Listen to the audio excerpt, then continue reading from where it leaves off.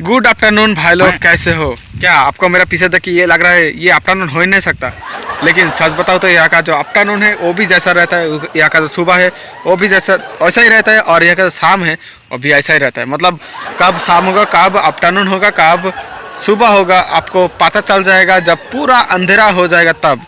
नहीं तो सुबह से शाम तक एक ही जैसा होता है। ऐसे भी आज वीडियो बनाने का कोई मूड नहीं था, क्योंकि आप देख सकते हो पूरा दिन बारिश ही हो रहा है, तो ये इलाका ऐसा हो गया और पूरा दिन बारिश हो रहा है, तो मैं भी वीडियो बनाने का कोई मूड नहीं था। लेकिन फिर भी मैं आ गया एक इम्पॉर्टेंट बातें आपसे शेयर करने के लिए। और देखो आप, मेरे पास ये छतरी है, छतरी लेके मैं अभी वीडियो को बना रहा हूँ। अगर ये इम्पोर्टेंट बातें शेयर ना करनी होती तो मैं शायद आज वीडियो नहीं बनाता, लेकिन फिर भी मैं बना रहा हूँ ये इम्पोर्टेंट बातें आपसे शेयर करने के लिए। दरअसल बात कुछ यूँ हुआ कि मैं अभी मार्केट से आया हूँ और मार्केट से कुछ चीज़ लेने के लिए मैं भूल गया। तो रूम में रहता हूँ, उस रूम के बाजू में एक दुकान है, छोटा बोल सकते हो होलसेल का ही दुकान है।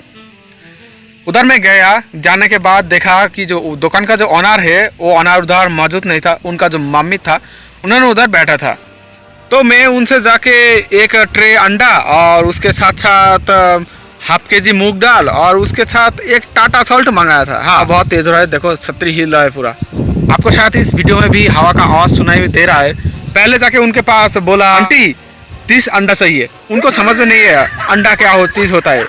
उसके बाद फिर याद में आ गया, भाई कनाडा में तो अंडा को मोटे बोलते हैं, तो मोटे बोल दिया, भाई आंटी 30 मोटे दो। तो उन्होंने सिर पे खुजली करना स्टार्ट कर दिया। तो मैं उनको बोला, आंटी 30 पीस अंडा कोड़ो। उसके बाद भी उनको समझ में नहीं आया। तो फिर बोला, आंटी मोटे मोटे 30 पीस। तो उसके बाद उनको समझ में आया, भाई अंडा देना पड़ेगा 30 पीस। उसके बाद मैं उनको बोला, आंटी एक टाटा सॉल्ट दे दो। सॉल्ट का मतलब उनको मालूम नहीं, ये कैसा आदमी है रे बाबा। सॉरी, मैं भी तो गलत बोल रहा हूँ, आदमी नहीं था औरत था। तो उसके बाद बहुत टाइम के बाद उनको पता चला, उनको नहीं मुझे ही पता चल गया, उन लोग सल्ट को सल्ट बोलता है, सल्टी बोलता है। और उसके बाद आधा किलो मूंग दाल मांगा, और आधा किलो मूंग दाल लाने में तो और भी ज़्यादा नाटक हो गया। जैसे कि उन्होंने वो जो नाट होता है ना, बादाम बोलता है जिसको, वो लेके आया। उसके साथ साथ बहुत सारे भाजी भी लेके आया, इसका बीज उसका बीज, ये सब कुछ, मतलब जितना सारे दाल होता है वो सब कुछ लेके आया। लेकिन मूंग दाल जो चीज़ है वो लेके नहीं आया। उसके बाद जब तीनों चीज़ ही मैंने लिया, उसके बाद आया पैसा देने का बारी। और पैसा देने में भी और भी नाटक हो गया। मेरा जो बिल हुआ था वो हुआ था 223, तो उन्होंने मुझसे मांगा 333। मैं बोला, क्या भाई, मुझे आपका कन्नड़ा लैंग्वेज मालूम हो या ना हो, लेकिन ये सब चीज़ कितने में बिकते ही ये सब मुझे मालूम है।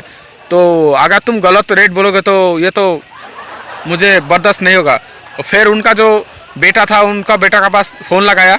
उनका बेटा पता नहीं किधर किधर था, वहाँ से भाग कर आया, आके सही सही रेट लिया। तो जो चीज़ मुझे आपसे बतानी थी वो कुछ ऐसा है कि भाई, चाहे आप बंगाली हो, कन्नाडी हो, उड़िया हो, मराठी हो, पंजाबी हो, बिहारी हो, कुछ भी हो, तमिल हो, मलयालमी हो, असमी हो, कुछ भी हो, लेकिन आप तो है हिंदुस्तानी, आप तो है इंडियन, तो आपको ज़रूर हिंदी आनी चाहिए। आपको आए या फिर ना आए, आप बोल सको या फिर ना बोल सको, लेकिन आपको थोड़ा बहुत समझ लेना चाहिए। क्योंकि हो सकता है ये तुम्हारा मदर लैंग्वेज नहीं है, ये तुम्हारा मदर टंग वाला लैंग्वेज नहीं है। आप तो है हिंदुस्तानी, और हिंदुस्तान का जो सरकारी भाषा है वो तो हिंदी ही है ना। तो हिंदी आपको समझ में थोड़ा बहुत आनी चाहिए, नहीं तो आप कैसे हिंदुस्तानी हो? इस जगह पर तो आपका नागरिकता का प्रश्न आ जाता है। भाई आप कैसा हिंदुस्तानी हो? आपको हिंदी आता नहीं, आप हिंदी समझते भी नहीं, बोल तो नहीं सकते, ऐसे भी आपको हिंदी समझ में भी नहीं आता, तो आप कैसे हिंदुस्तानी हो? मेरा ये सब बात सुनकर शायद आपको गुस्सा आ रहा है, लेकिन ये गुस्से का बात नहीं, ये जो बात मैं बोल रहा हूँ ना, सच बात और दिल से बोल रहा हूँ। भाई आप अगर इंडियन हो, आप अगर हिंदुस्तानी हो, तो आपको हिंदी जरूर आनी चाहिए। थोड़ा बहुत हो, कम हो, जितना हो, आप बोल नहीं सकोगे, लेकिन आपको समझ में आनी चाहिए। अब ये बात आने के बाद आप बोलोगे तुमको चाहिए इसीलिए तुम्हारा गाँव से उधर गया काम करने के लिए, उनको उधर आने के लिए थोड़ी ना चाहिए। तो तुम ऐसे उनके बारे में क्यों बोल रहे हो? भाई आपका बात मैं मान लेता हूँ, लेकिन फिर भी एक बात आपको समझ में लेना चाहिए कि आप अगर इंडियन हो, आपको इंडिया का सारे के सारे भाषा जानने का कोई ज़रूरत नहीं, लेकिन कम से कम आपको जो सरकारी भाषा जो है वो तो जाननी चाहिए। इंग्लिश थोड़ा बहुत टफ है तो उसको जानने का कोई ज़रूरत नहीं। और इंग्लिश उतना ज़्यादा लैंग्वेज में बोलता है ठीक है, लेकिन इंग्लिश उतना ज़्यादा इंग्लिश का चौल हमारा इंडिया में नहीं है, वो सिर्फ कागजात में ही लिखा हुआ रहता है, इसलिए इंग्लिश आपको सीखने का कोई ज़रूरत नहीं। लेकिन हिंदी तो घर घर में आता है ना, हिंदी फिल्में बनते हैं, हिंदी सब कुछ, सब लोग को मालूम होना चाहिए। हिंदी मालूम नहीं है, कैसे आदमी रे बाबा।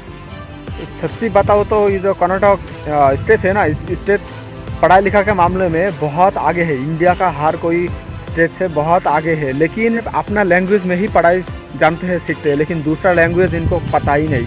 हिंदी तो सीखता भी नहीं, इंग्लिश थोड़ा बहुत, मतलब सिटी जो इलाका है उधर तो इन लोगों को इंग्लिश सिखाया जाता है, लेकिन गांव का तरफ आप देखोगे सिर्फ इनका मदर लैंग्वेज छोड़ के दूसरा लैंग्वेज इन लोगों को पता ही नहीं होता है। तो पढ़ाई लिखाई के मामले में ये लोग जितना आगे है, लैंग्वेज के मामले में उतना ही पीछे है। बड़ा बड़ा जो IT हब है ये सब ये कर्नाटक में ही बने हैं, लेकिन इन लोगों को थोड़ा बहुत इंग्लिश आता है, उसके साथ साथ अपना मदर लैंग्वेज कन्नड़ा ये आता है, बाकी कोई लैंग्वेज इनको नहीं आता। मतलब जो सरकारी भाषा है हिंदी, जो बोलने का सरकारी भाषा है हिंदी, वो इन लोगों को नहीं आता। प्रॉब्ली गांव में जो आदमी लोग रहता है इन लोगों को ये सब हिंदी आता ही नहीं। तो आप अगर कभी भी कर्नाटक में घूमने के लिए आते हो तो आपको ये सब पहले जान लेना चाहिए, क्योंकि कर्नाटक में घूमने के लिए बहुत सारे जगह है, लेकिन सबसे बड़ा जो प्रॉब्लम है ये इन लोगों को हिंदी नहीं आता। तो इसलिए आपको पहले सतर्क रहना चाहिए, इसलिए मैं इस वीडियो को बनाया।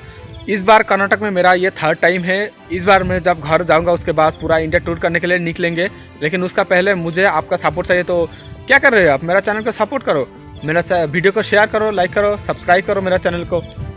उम्मीद करते हैं आप मुझे हेल्प करोगे। इस वीडियो को बस इधर ही एंड करते हैं, मिलते हैं आपसे नेक्स्ट वीडियो में। तब तक के लिए जय Hind, Vande Mataram and bye bye. हाथ में छतरी है तो हाथ नहीं हिला सकता।